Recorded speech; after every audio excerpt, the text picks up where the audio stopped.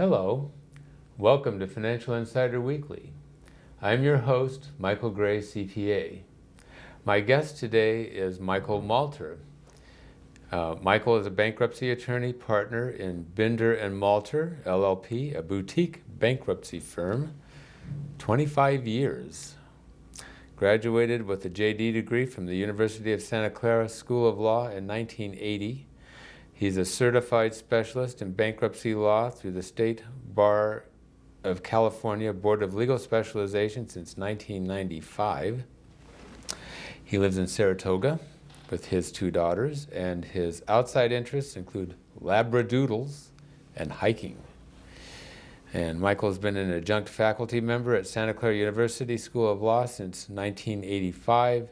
He is a founder and first president of Congressman Don Edwards' Inn of Court, a chapter of American Inns of Court. So this, it's some sort of little society of lawyers, right? That's correct. Okay. Anyway, today Michael and I will be discussing what you should know about bankruptcy relating to individuals. So as we get started, first of all, I'll apologize a little bit. I've got a bit of a cold, so it may sound a little foggy, but I think I'm going to be fine. I think I've got the cough under control here. I apologize to Michael in our little room. But I think we're going to be fine. Now, also, I want to caution, though, our viewers. Michael and I are going to be talking about, again, bankruptcy, which is a complex area. And we are not going to cover everything in our few minutes here together. We're going to hit some highlights. And so this should be part of a continuing conversation that you're going to have with your own attorney and possibly a tax advisor. So Michael, welcome, and thank you for joining me today. Thank you, Michael. Okay. Gee, you've been a bankruptcy attorney for 32 years. Is bankruptcy different today from in the past? It is. Like most things in the world, it's gotten a little more complicated, a little more involved. The bankruptcy law as we know it today really only became law in 1979. So when I started out as a bankruptcy attorney in 1980, the law was pretty spanking new. Mm-hmm. We now have had 33 years under the bankruptcy code and have a pretty good idea now as to how things work. Well, we've had quite a few changes and revisions even since then, right? That's correct. That have happened. Some for the better and some not. So what about the types of people that you're seeing now as compared to the past? Has that changed? Well, it has, especially during this current economic downturn. Unfortunately, the downturn is kind of an equal opportunity destroyer. My clients today very often are doctors and lawyers and the highest integrity, ethical folks. Many people across the board have fallen on hard times since 2007 when the recession hit, and we continue to dig our way out of it. Wow, okay. Okay.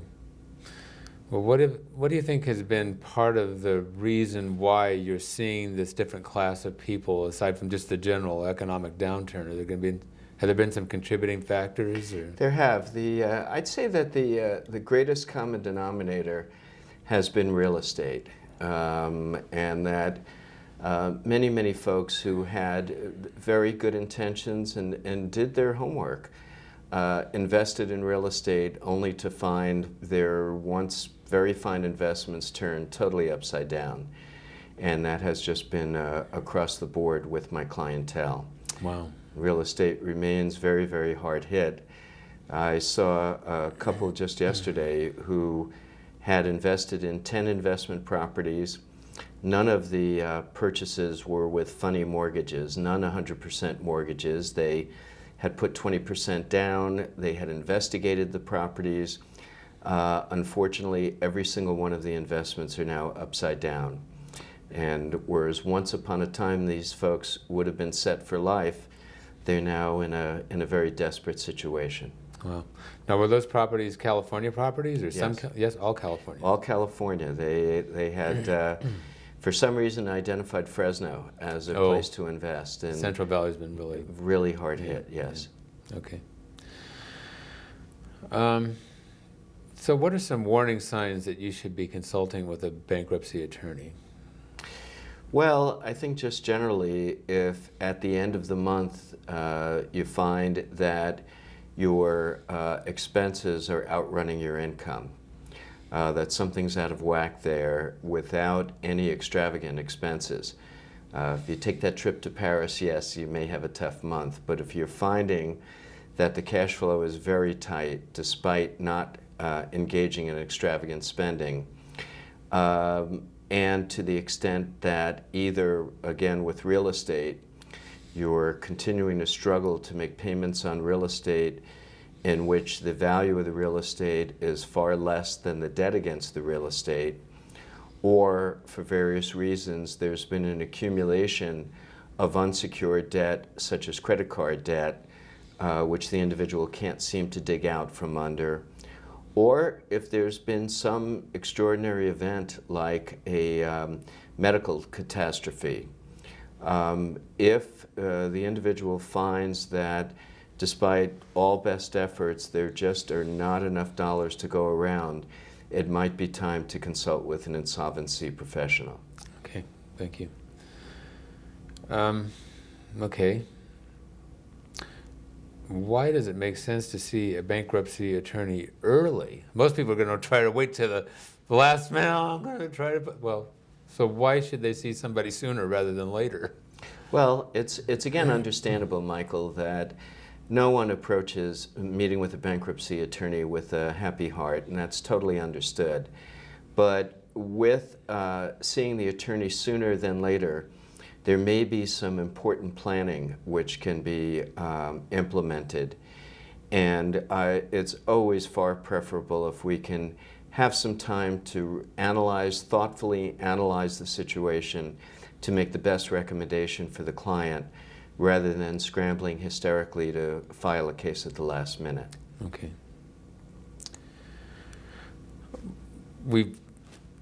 Many of us have heard, these chapter numbers and this other stuff, and for most of it's just jargon. We don't understand it.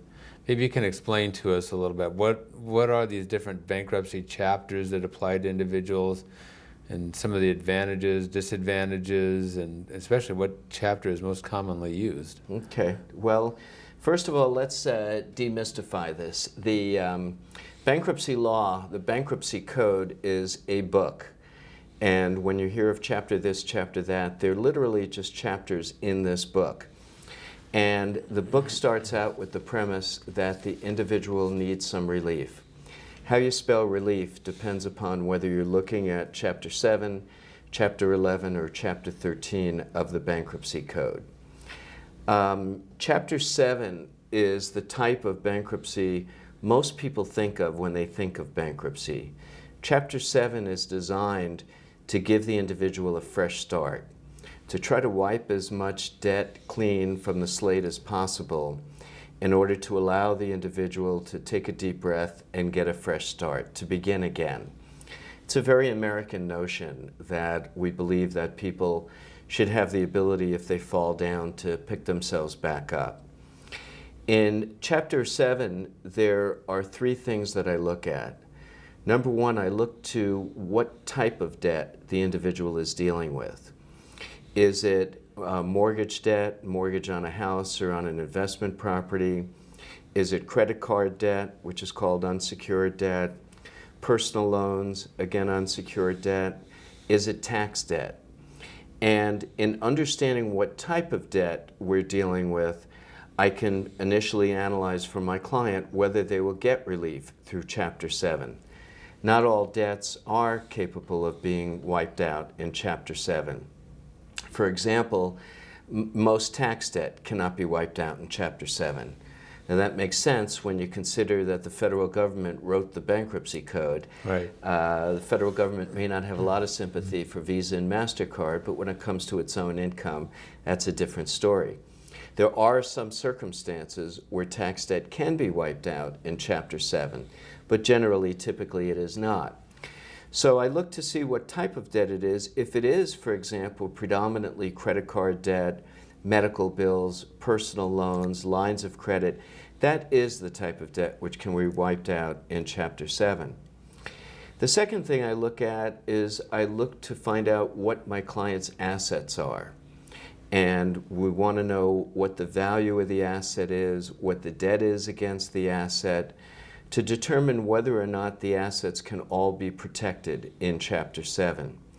Most people are surprised by the amount of property that can be protected in Chapter 7.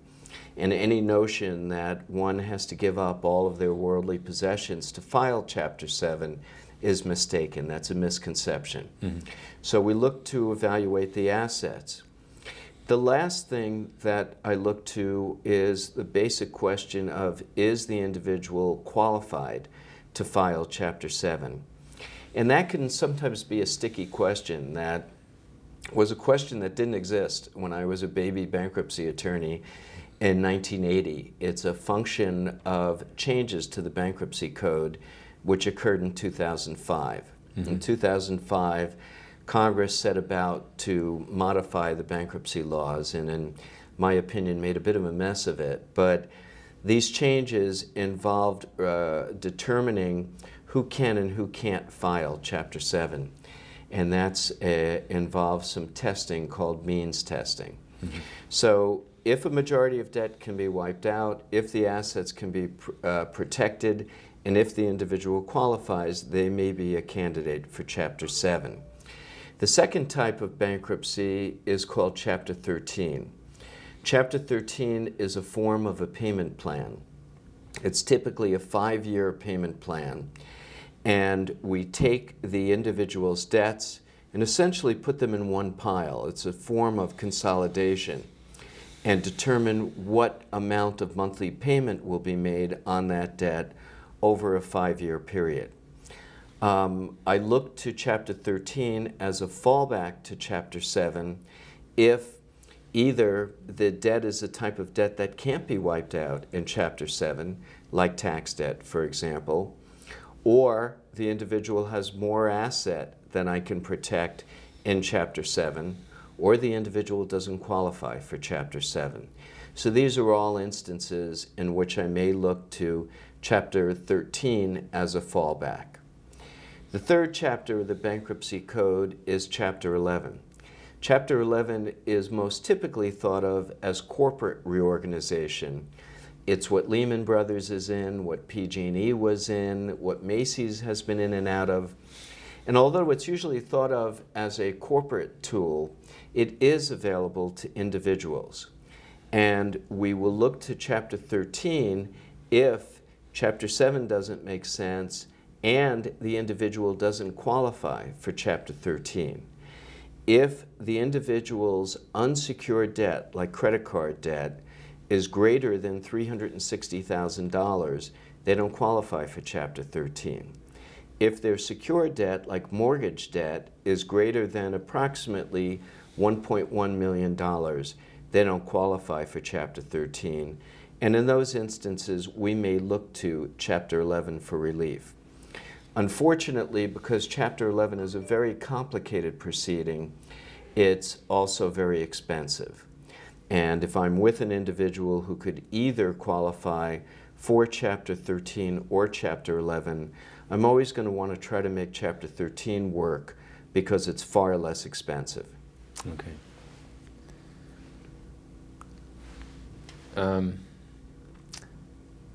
Okay, so you've talked about that. How about now business debt? How does that play into this eligibility for bankruptcy? And especially, why is this important for real estate investors? Well, business debt plays an important role in going back to that third prong of Chapter 7 of the question of, does the individual qualify for bankruptcy? If the majority of an individual's debt is business-related debt, they automatically qualify for Chapter 7 bankruptcy. And all of the rigmarole of the testing does not apply. So that, for example, the individuals I spoke of earlier who had the multiple investment properties in Fresno, When you added up all of all of the debt on the investment properties, that's considered business debt. And for these folks, that amount of debt far outweighed the amount of debt they owe against their personal residence, which would be considered consumer debt. So I guess the only silver lining to the disastrous Fresno investments is that those people clearly do qualify for relief under Chapter 7. Okay. Why should you see a bankruptcy attorney before going ahead with a short sale? Maybe this has changed a little bit in the last couple of years, but maybe you can comment a little bit about that. Yes, it has changed. I think to some degree. The banks have taken a different attitude in regard to short sale than when you and I first spoke a couple of years ago, in that the banks have finally come to realize that they make out better in a short sale than they do through foreclosure, and I guess that's good news. However, for individuals, there are many considerations going into looking at the option of short sale. One of them is looking to the tax implication. The short sale can involve forgiveness of debt, which can generate a tax, as you know, Michael. And there is a good question that the individual should look at with an experienced professional as to whether the relief from the debt that they would get from short sale is worth it once they look at the tax implication. Bankruptcy is one of the few times that the tax generated by forgiveness of debt is wiped out, and that can be a benefit of a bankruptcy filing. It still is true, even though the lenders are more amenable to short sale than they used to be, that they're a tough haul, and there is a good consideration for the consumer as to whether it's really worth it for them to go through that sometimes torture of a short sale rather than just filing bankruptcy. Right. But there hasn't been some legislation so that consumers now get, I may say debtors, get more relief and liability protection than they once did for the cancellation of debt in a short sale. And it's actually in some ways superior than, for example, a foreclosure. That's correct. But again, I want to make clear something that Michael was saying, and that is, when you have a cancellation of debt in bankruptcy, that is not taxable. And it's the best one, the best exclusion that we have, and so it's a super advantage of bankruptcy as opposed to other types of eliminations. You don't have to prove, for example, as you do with an insolvency situation. I mean, you have to do accounting work. You have to pull together records. Well, the bankruptcy process basically takes care of that for you, and so when you have a cancellation in bankruptcy, then it's just not taxable, and it's a real definite advantage of that. Well, if I may, I think there's a lot of balancing to be done, and why, again, involvement of a qualified professional is important. Yes. There is a slight benefit to one's credit in doing a short sale versus foreclosure. Yes. But you have to weigh and balance that against many factors, and one of them is just the stress of a short sale. Right, right. Because they can be very time-consuming, and it ain't easy. It ain't easy, is right. Okay. Let's talk, we're sort of around in the real estate area anyway. How are obligations for real estate different from other debt in the type of work that you do? Well, real estate obligations are typically not discharged in bankruptcy. So if you have a mortgage against a residence or against an investment property, that mortgage is not wiped out in bankruptcy, and that makes sense. If mortgages were wiped out, every homeowner in California would file bankruptcy by this afternoon. Those debts remain. However, if the individual decides that they're going to walk away from the real estate, so let's say, for example, there's a first and second deed of trust on the property. If the value of the property is less than the total debt, very often in a foreclosure, the property owner will still be left owing that junior deed of trust. Bankruptcy is a tool by which the individual walks away from the real estate, and then the obligation on the junior mortgage is wiped out in the bankruptcy. Okay. Again, to enable a fresh start. Okay. And so I understand this is called loan stripping or something like that? Well, that's a different issue. Maybe you can explain that a little bit. Yeah, lien stripping involves a situation where you have a residence or actually any other piece of real estate in which there is no equity to cover the junior mortgage. Mm-hmm. So that, for example, the value of the house is $500,000. There's a first deed of trust of $500,000, and then a junior deed of trust of $200,000, let's say. Mm-hmm. In that situation, all of the equity is covered by that first deed of trust. There is not $1 of equity to cover the second deed of trust. In a Chapter 13 filing, and only in Chapter 13, the individual has the ability to strip off that second mortgage from the real estate. And that's what lien stripping refers to. Okay. But it's very important to understand that there can't be $1 of equity to cover that second. So in that hypothetical, if the value of the property is $501,000 and the first is $500 and the second is $200, you would not be able to strip off the second because there's $1,000 of equity to cover that second. Okay. So these lien strippings are only found in Chapter 13. They very often involve fact-finding by the court as to what the value of the real estate is to confirm whether that second is totally underwater as opposed to only partially underwater. Okay.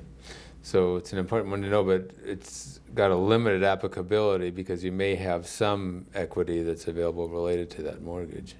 It nonetheless is a facet of Chapter 13 that many individuals have availed themselves of. It's the only silver lining to seeing one's residence being horribly upside down. Yeah. Do you have a choice about whether you keep your real estate when you file for bankruptcy? Yes, you do. Typically you do. And in regard to residences, for example, there's no question that even if the residence is upside down, if the individual filing wants to retain their residence, they can do so. They have to continue making the payments. They're not freed from that obligation to make the payments on the mortgages. But assuming that that's their choice, they will be permitted to do so. Okay. So again, you and I last met, talked about some of these things a few years ago. What's happened with the loan modifications? Has that become a better process? What are you seeing that's happening with people related to this? Well, they remain a really arduous process. I'm always telling my clients that engaging in loan modification is absolutely an exercise in perseverance. It's still true that they are very time-consuming. They're painful processes. But what has changed since our first conversation is I am seeing more of my clients being approved for loan modifications. When loan mods began in around 2008, I wondered if they were ever possible. It was so rare to see a client succeed. I'm now seeing more clients succeed with loan modifications, so I don't think it's a total myth. Mm-hmm. But some of the things that were true before still are true, that I hear reports constantly of the lenders losing the paperwork or saying that it hadn't been received, and the poor individual having to, again, put together all the financials. So for my clients who are attempting loan modifications, I urge them to keep very careful record of exactly what they send the lender. Make sure to make a copy for themselves. Don't be surprised if they have to resubmit all over again. But as I said, perseverance is the key, and eventually you might just get through. Okay. So, and again, keep those copies. People are awfully, I found, careless about their record keeping, and it becomes awfully important related to people, particularly when they get into these insolvency situations and they have to document everything. for your Absolutely. filings and for these loan modifications and so on. That's absolutely true. And for anything that you send to the lender, make a copy for yourself. Have a duplicate of exactly what you've sent to the lender. And in God's name, don't send originals. Okay, good. We have a couple minutes left. Maybe you'd like to offer some final words of wisdom for people that are in maybe a financial jam and thinking about, should I be seeing a bankruptcy attorney? Well, I think it's always a very difficult decision to go see a bankruptcy attorney. It's a very, very stressful situation for anyone to find themselves in. What I would urge consumers is to go and see a qualified professional. You know, unfortunately, with the downturn in the economy and some other areas of law being a little slow, you've had folks spring up who suddenly are bankruptcy experts. As is always true, when you're going to see any professional, make sure you're going to see the right professional. And preferably try to find somebody through a referral. If you know an attorney in another area of law, see if they can refer you to a bankruptcy attorney. But it's absolutely fair to ask the attorney you're going to see how long they've been doing bankruptcy law, whether they're a certified specialist, and just be sure that you're seeing someone who's qualified. Okay. Michael, thanks so much for joining me, sharing this important information. Folks, insolvency, financial difficulty, it's no fun. There's a lot of emotional pain that's involved. But it's good to know that there are people like Michael that are available to counsel you. And that's what they're there for. They're there to help. So we'll see you next time on Financial Insider Weekly.